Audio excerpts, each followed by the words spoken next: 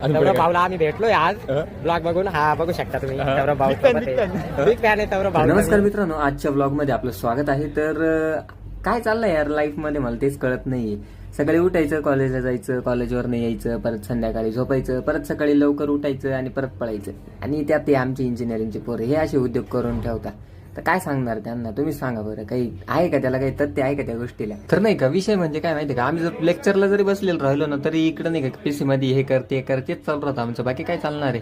आता इनसेम झाली, लगेच आली इनसेम, लगेच त्यांना ते एक्झाम फॉर्म द्या, हे करा ते करा, इतकं ताण येणार डोक्याला विचारूच. तर काहीच कॉलेजमध्ये चालू आहे सध्या दिवाळी दसरा, म्हणजे एनबीएची टीम येणार आहे. तर त्याच्यासाठी नाही का पूर्ण कॉलेज सजवायचं काम चालू आहे यांचं.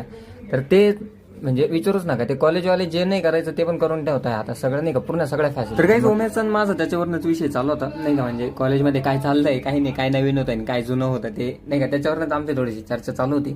तर तेवढं करून मी गेलो मस्त रूमवरती. तर रूमवरती गेल्यानंतर थोडीशी आपल्याला भूक लागली होती, मग झेपटोचा पुरेपूर वापर केला आपण. म्हणजे नाही का ऑफर वगैरे असल्या का लगेच दणकंडीशी मागून घ्यायचं आणि मस्त खायचं, नाही का. कुरकुरे आणि दही कॉम्बिनेशन ऐकलंय का कधी तुम्ही, बघितलं तरी काय, पण टेस्ट आहा विचारूच नका, एक नंबर टेस्ट आहे भाई.